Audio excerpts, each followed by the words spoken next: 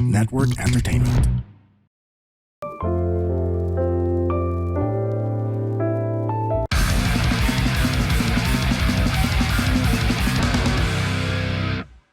Hello guys! Welcome na naman sa isang episode ng Hindi Ka Matutulungan. Side View Edition. Mas maganda yung backgrounds natin. I think mas kita yung purple. Yes. Mas madilim. Kasi ito yung The Dark episode with Andrew and Bernardo. So, bago natin i-start yung mga letters, meron akong bagong segment ngayon. Recurring segment pala. Yung nakaka-inerts. Yun. Alam mo yung nakaka-inerts ngayon, pare? So may yung mga nag-aaway na PWD, pare. Alam mo yung nakakatawa, men? Kasi minsan may friend ako, sabi niya, ayokong comedian to, tas ayokong pinagtatawanan yung mga PWD, medyo demeaning sa amin eh. Pero ikaw, pag magjo-joke ka tungkol sa PWD, okay lang.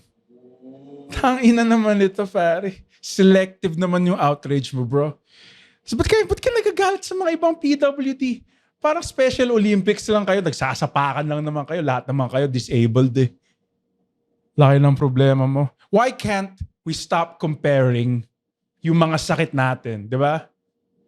Nagsasabihin na ba na may cancer sa may AIDS? Alam mo, swerte ka. Di ba ang pangit nun? O kaya sasabihin na kung kumari may AIDS sa may cancer, alam mo yan? At least pwede ka pa makipag-sex. Ang pangit pakinggan eh. Ilang yung dalawang example mo lang. AIDS tsaka cancer lang. Basta, yun yung point ko. Pares kayo may sakit. Make jokes about it. Gatasan niyo yung sakit na to. Kaya meron akong show sa bandang May. January, March, April, May, June. May, June, July, June, May, June, April, May. Sa May. PWD show siya. So, abangan nyo sa comedymanila.ph. Let's start with the letters. Dear King Freak, 1 year na kami ng current GF ko. Let's call her GF. Di pinag-usapan eh. Ang problema, ito na. When I started dating her, I was still with my previous girlfriend. Let's call her X. Kaka-break lang namin ni X last week, meaning pinagsabay ko sila for more than a year and neither of them knew.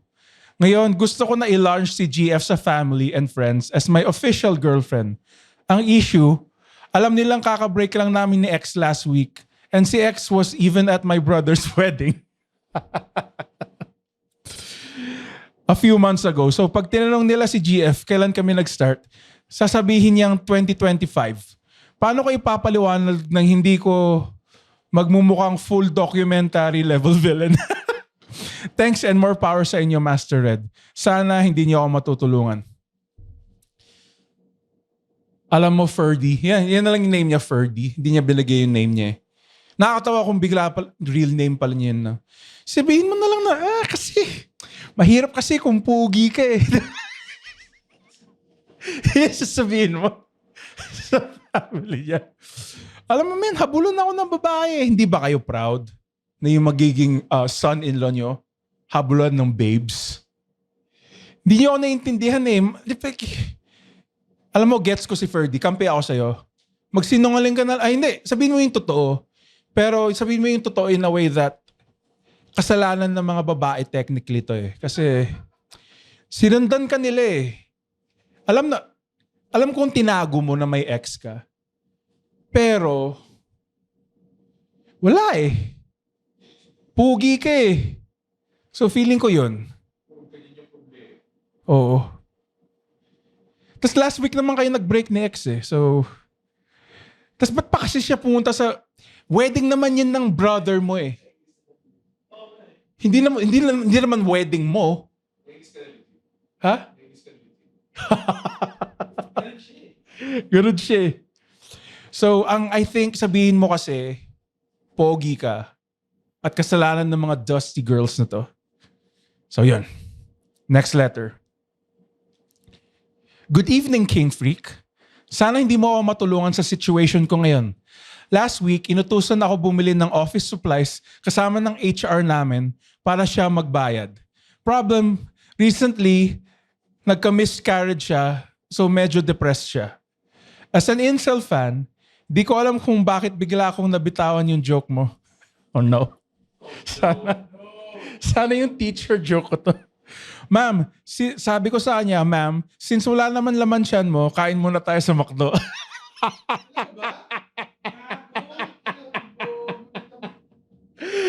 Alam mo, di ko alam kung totoo o hindi. Please lang, sana hindi mo sinabi na yung name ko dito. Okay. After a few seconds, na-realize ko yung kabubuhan ko. Hindi siya nag-react. Diretso lang kami bumalik sa office. Ma'am, buksan ko na po yung pinto para sa'yo. Okay ba yung nasabi ko? Mamaya na lang natin pag-usapan.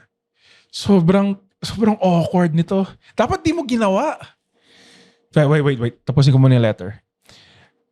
Okay. Sanay kasi ako mag-dark joke sa friends ko.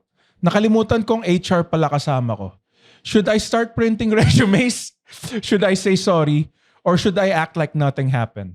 Thank you, incel cultivator. Dapat di mo ginawa yun kasi alam mo, yan yung luxury ng pagiging comedian eh. Yan yung trabaho ko eh. Ano ba yung trabaho mo? Sana hindi. Puta. On stage yun eh. Huwag kang maniwala sa sinabi ni William Shakespeare pare na all the world's a stage pare. Hindi. Hack siya pare. Oh, what light beyond thy window breaks? Whatever that guy said. Maghanap na lang na ibang... Hindi. I think, HR naman siya eh. Diba? Sanay naman siya na nagkakaroon siya ng mga complaints na bastos eh. Sabihin niyo na lang, joke. Ang lala kasi, sometimes there's a time and place, pare. Always, pare. Ako gusto ko mag-jackal, pare, pero mag-jackal ba ako sa street? Diba? Gusto ko dude, lahat tayo gustong uminom, pero umiinom ka ba habang nagdadrive? Tangina. Hirap sa'yo, pare, palibas at idol mo ako, gusto mo. Kaya ako naging ganito eh. Kaya wala akong day job eh. Kasi wala akong kwentang tao. Ikaw, may future ka pa. Kaya, alam mo, kasalanan rin to ng HR mo eh. Ano ba to? Babae ba to? Teka. O nga, kasi shit, bobo ko. Nagka-miscarriage ba na lalaki? Alam mo, ang pinaka siguro malapit na sa lalaki ng miscarriage yung almoranas. Di ba? I think yan na yung closest na mafe-feel natin to losing a child. Yung almoranas. Ba wala kasing sense of humor tong HR na to? Di ba? Dapat sabihin mo na lang, huwag ka mag-sorry kasi kung nag-sorry ka sa kanya, inaamin mong mali ka eh. Tapos pag inamin mong mali ka, doon ka madededo pare kasi inamin mong mali ka eh. Hanggat hindi mo inaamin mali ka, wala kang masamang ginawa. So, I think dapat sinabi mo na lang dito sa HR na to, ma'am, alam mo naman ako, mahilig ako mag-joke eh. Bakit? Kayo, di ba nagna-knock-knock jokes kayo? Ako rin pare. Knock-knock, who's there? Hindi yung anak mo. Di ba? Yung igatong mo na. Nandun ka na din eh. Okay. Let me collect my thoughts. Seriously, ang dapat mong gawin, fuck. Hanggat hindi ka pa nasisisante, di ko alam eh. Basta sabihin mo sorry. Tapos sabihin mo kung nakakatawa sabihin mo sa kanya kung nakakatawa yung joke o hindi. Yun lang. Mag-sorry ka na lang. Tangina nito eh. There's a time and place for everything, pare. Next letter. Good evening. Call me Pogi Pie Lover or Pogi Pie.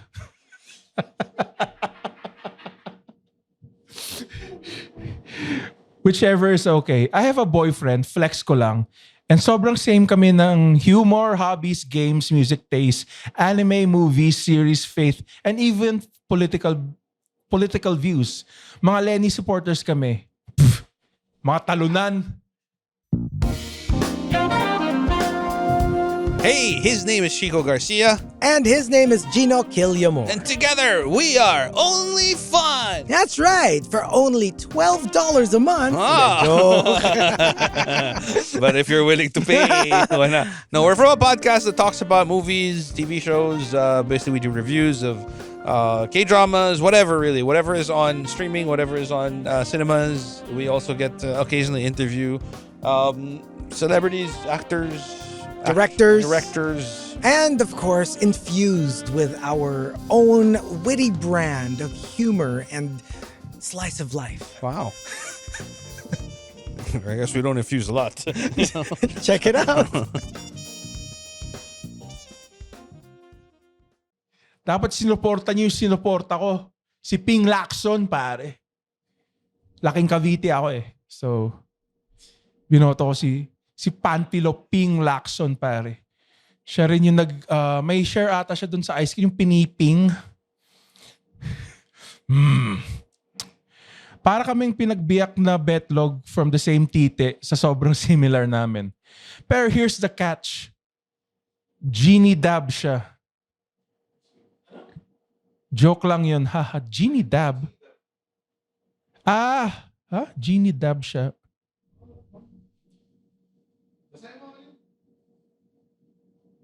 Pero here's the catch. Genie Dab siya. Joke lang. Emmy lang yun. Haha. Hindi ko alam. Hindi ko gets. Pero hindi naman yan yung main part ng letter eh.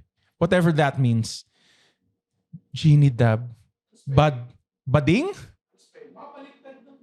Oh, baka baliktad ng bading. Okay. Genie Dab. Sorry.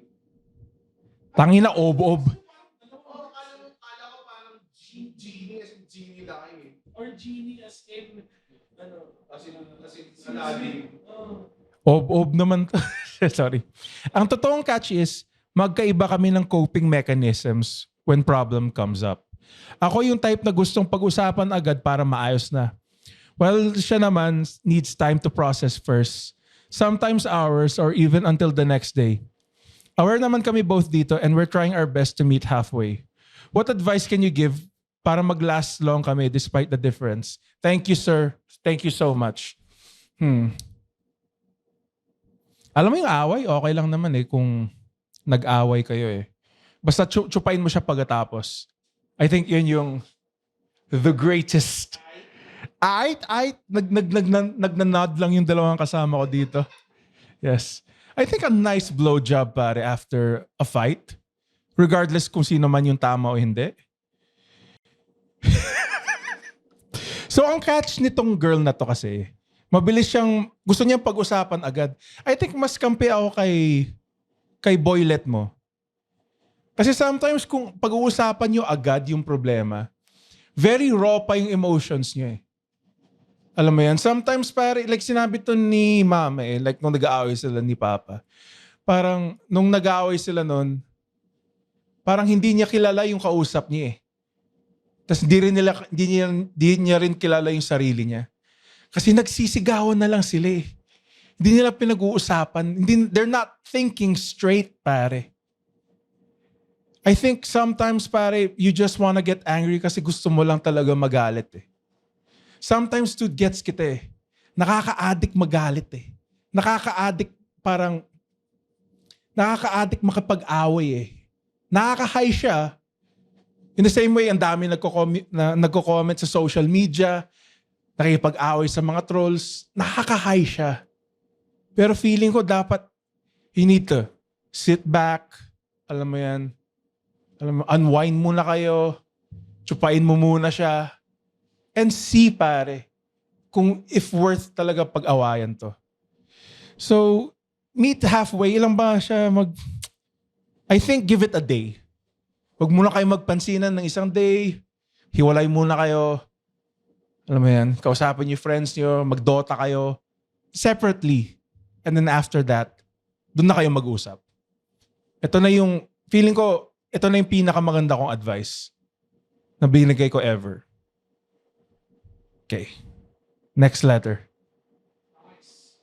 Hi, King Freak. You can call me Sweet Tooth. Hehe, Twisted Metal. In-acknowledge niya eh. Well, I'm just sharing as a borderline diabetic guy na ayaw magpa-full checkup kasi natatakot sa findings. Bukod nga sa pawisin ako, napansin ko din lately na parang hirap na tumayo si Junjun. Yung aking penis, pare. Mahirap na sumaludo si Commander. Yan yung tawag ko sa erect. Di na sumasaludo si Commander. Di na bumabangga yung F-150 mo, bro. Di ko sure kung dahil ba sa daily self-pleasure, medical reasons, or both. It's both. And siguro na-desensitize na ako dahil di din sa porn addiction. Now, how can I find girls hot?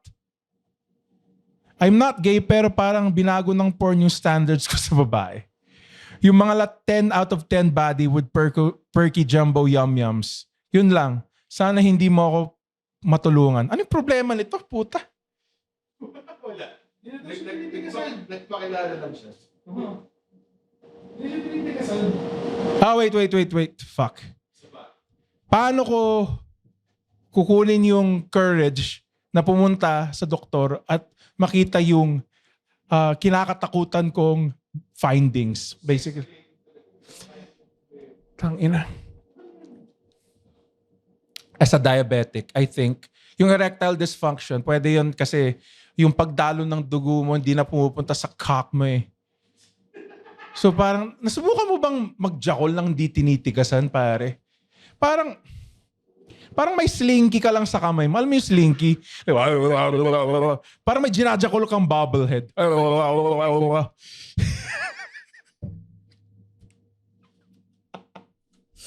I think kailangan mo magpa-check up kasi ang weird pa kung nagka-girlfriend ka tapos biglang inatake ka ng diabetes. Isipin mo yon, magsisex na kayo, pare, tas hindi sumasaludo si Commander, pare. Ano, kakain ka lang? E dilugi ka. Diba? Tas men, aminin mo na, diabetic ka. Walang pre-diabetic. Feeling ko, in denial ka lang. In denial ka lang sa sarili mo. In denial ka sa sitwasyon mo sa buhay. Kasi ako, dude, aminin ko sa akin ngayon, sa lahat na nanonood niyan, feeling ko nag-hypo na ako eh. Kasi hindi ko na makita kung saan dapat ako titingin eh. Nawawala na ako. Dumidilim na yung paningin ko. Alam mo men, hindi biro magka-diabetes, pare. Kasi palibasat ko sinasabi nila diabetes, hindi na ako makakapag-sugar. Hindi! Lahat may sugar, pare. Yung carbs, meron. Yung beer, meron. Meron yung beer. Dude, alam mo ba? Pati yung putang inang prutas. May tsokolate. Ay, tsokolate. Yung prutas may asukal. Fructose. Yan yung sabi ng doktor ko eh. Lahat ng may toast, you lose your toast. Sabi niya yung glucose, fructose, lactose. Oo. Sabi ko, Doc, ba't ka nagja-joke ng ganyan? Tapos sabi sa akin, nagpapatawa lang naman. Di mo naman maririnig yun kung inayos mo yung pagkain mo. Tapos medyo, salamat, Doc!